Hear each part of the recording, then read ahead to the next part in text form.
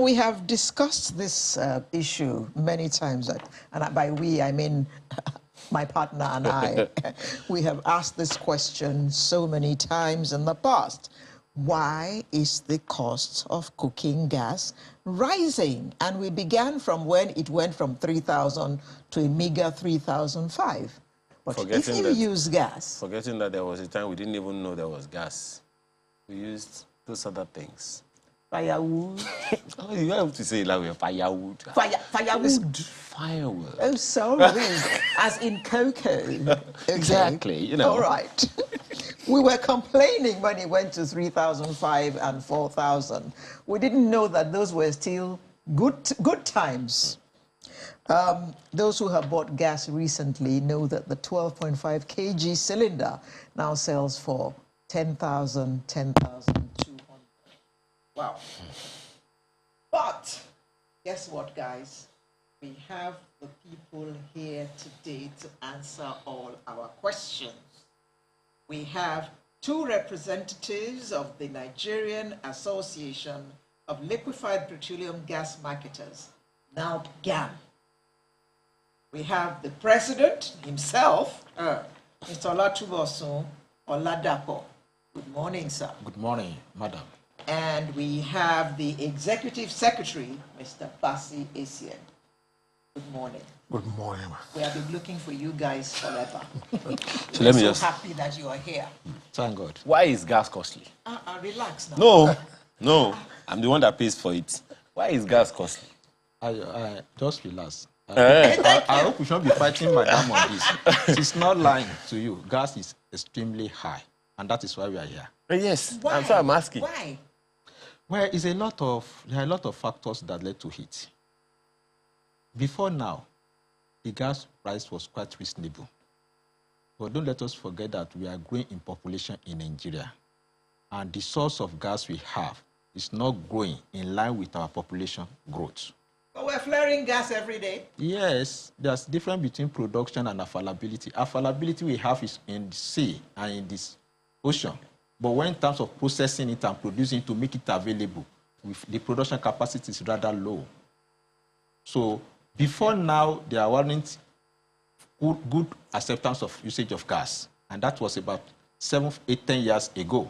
We were doing 550 metric tons per annum.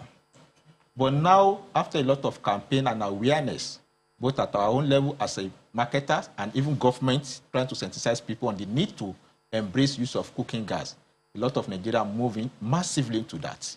And our utilization level has gone up to about 1,250 metric tons. And we don't have enough.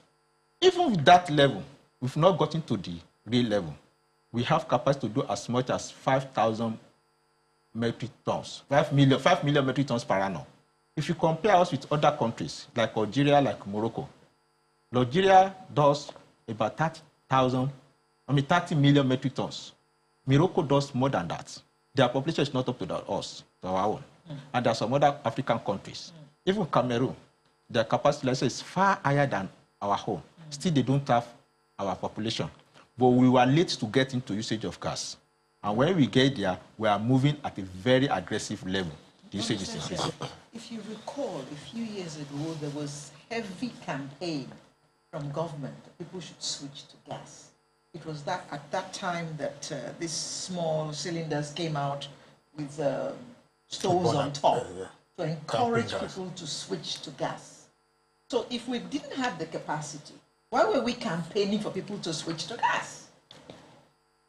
Yeah, they have switched now, we can't cope. Yeah, just like he has explained, as at that time, we actually had the capacity. Because, say, 2005 and 2007, our consumption was just barely 50,000 metric tons, and which were not even being taken up by everybody.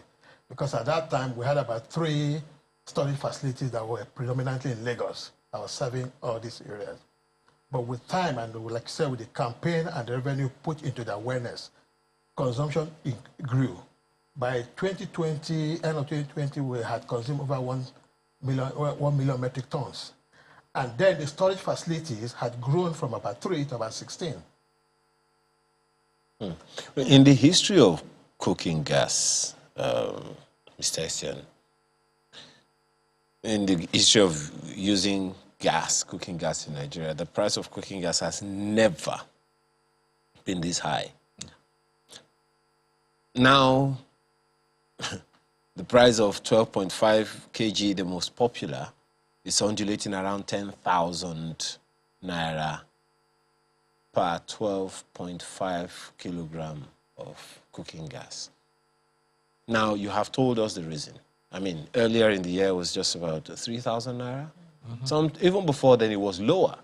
So, what are the probable effects of this, consequences on consumers, on investors, and on the economy?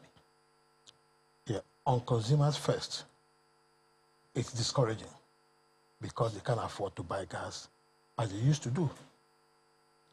And we know in an average family, going by the minimum wage, if it's 12.5 kg cylinder costs for over 10,000 naira, and at the way it's going, it may even cost much more than that, then the affordability would have been reduced drastically. Now the government, investors, stakeholders are putting so much money in raising the awareness to this level.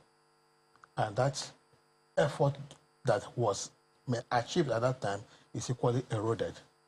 Now the consumers have no choice than go back to what we used to call the dirty cooking energy, firewood, kerosene, and charcoal, with attendant health and environmental implications.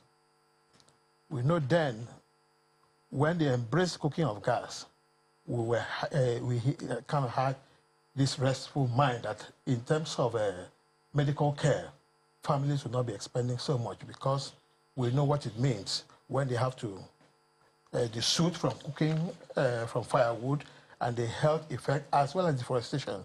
All this may actually set in right now because take for example, this morning, looking through the net, I was appalled by the numbers of companies advertising charcoal stove. At the end of the day, they still go back to the forest to cut the trees. In spite of global warming and COP26. Exactly. So which means that the achievement we recorded when we campaign and the government campaigned to move people from these dirty fuels to the cleaner ones, which is gas, it's virtually been eroded. Now, on the investor side, I told you that some years back, we had about 3 storage terminals in predominantly Lagos, and now they're up to 16. Out of these 16, many of 90% are private investments. Must have taken money from the banks to put up this edifice. The local sourcing of LPG, cooking gas, is just 40%. And the other balance, 60%, is imported. The vessel that produces the local content can only access Lagos waters and Port Harcourt. And other locations have to resort to importing their product. Right now, they cannot import, one, because of the price itself of the product is an international price index, foreign exchange. Then suddenly government wants to impose VAT and custom duties on imported gas. So as you speak right now, those private investors are not importing. Because there's shortage now? Yes, there's shortage now. Scarcity. There's shortage now. Like I said, we consume, okay, like if we go by December figure of over 1.2 million metric tons, and the local production counts for only 40%. The other 60 comes from abroad. So but right somebody now, gave us a stat some time ago. Do you remember that only about, 10% of Nigerians cook with gas? Long ago. That was long ago. I think the issues, I mean, is also on the one hand is that campaign that you talked about.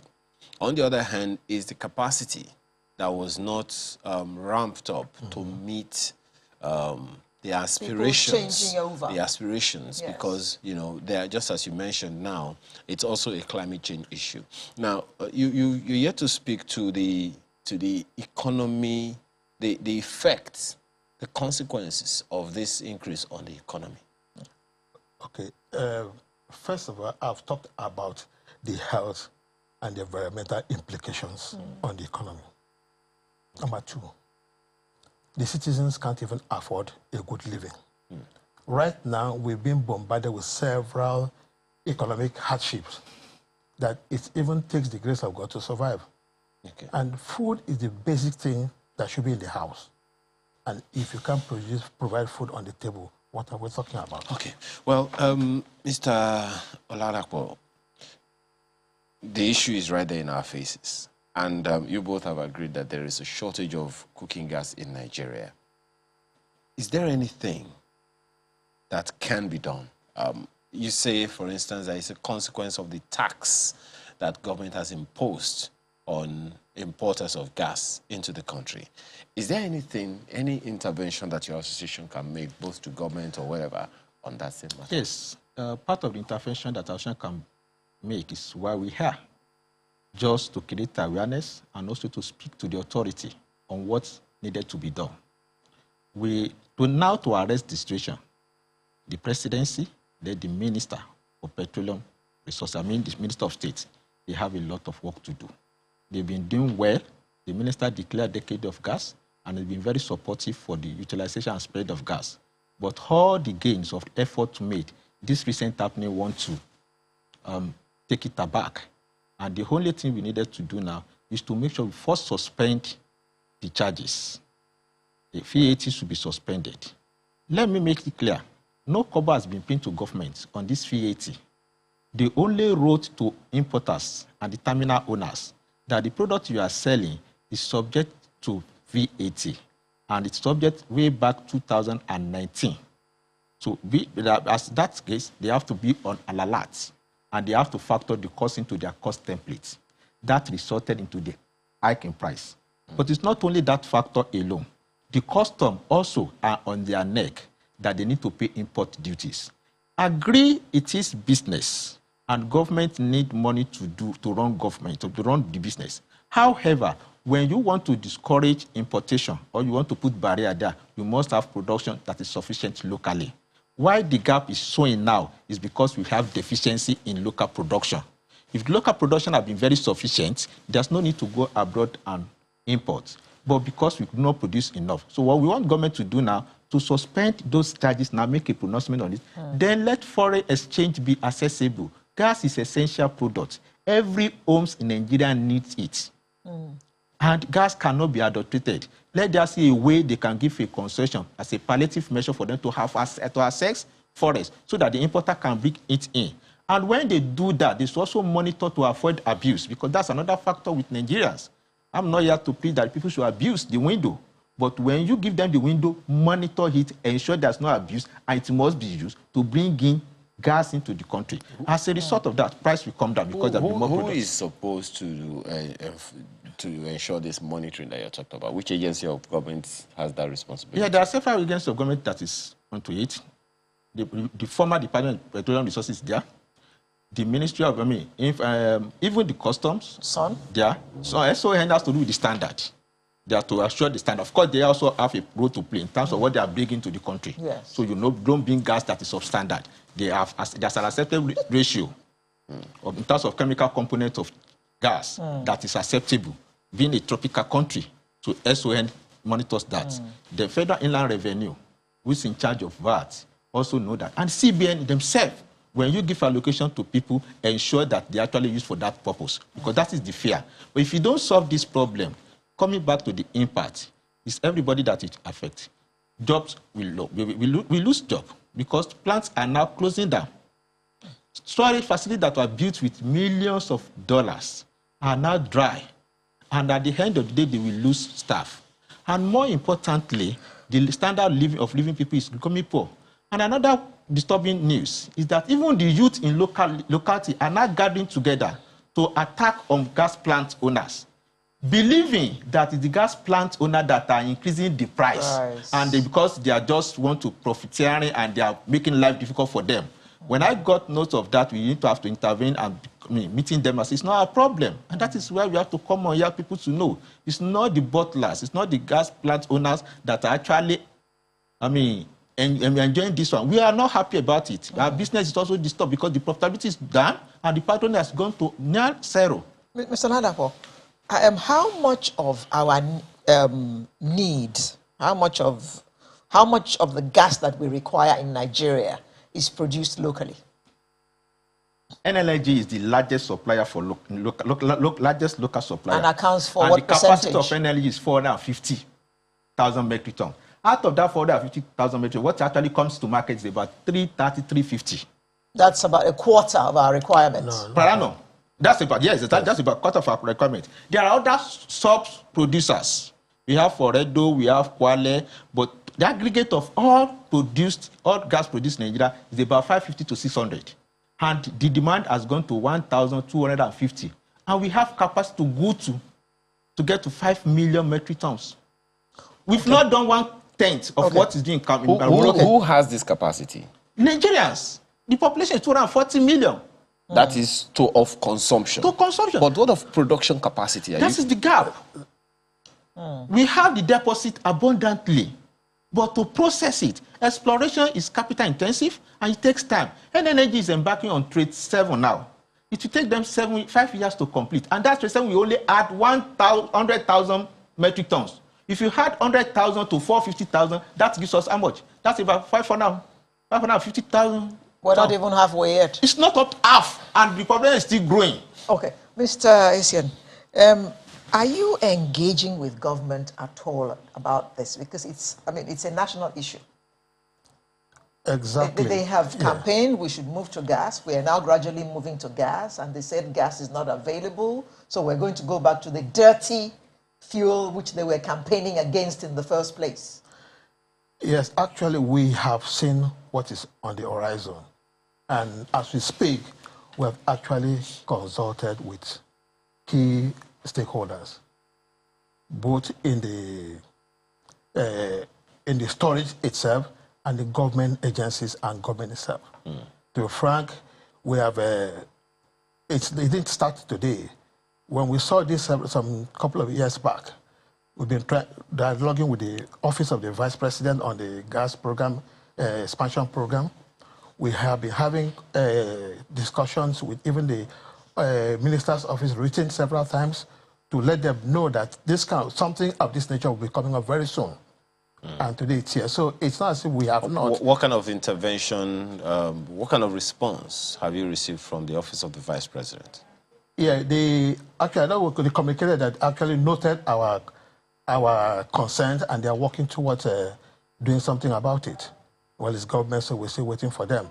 But actually, I know as we speak, they are aware of the plight because it has been taken to almost every agency that should actually be concerned. So we're just waiting for them to respond. And the earlier they respond, the better. Well, Mr. Ladapo, so this is where we are now, and you have spoken about some consequences. Maybe we should expand these consequences. Mr. Essien spoke the other time about consequence to consumers, to investors, and to the economy as a whole. I'm particular about the consequence on the economy, because even now, I don't think you've talked about our consumption capacity. You've talked about the people that are consuming now, and those figures are rising. And both of you are clear, when you say food is the most important element in all of these things, and it's the process of creating the food that people will eat and everything. So, what is the timeline that you would recommend that we should get this off of the ground? Do something significant, decisive about this before so time or else? Thank you. As a matter of urgency, immediately, government should suspend charges so that importation will be done. When imported gas come into the country, there will be product that will be available and the price will come down. One. Two, for good planning, because what we are suffering for is the planning that we lack before.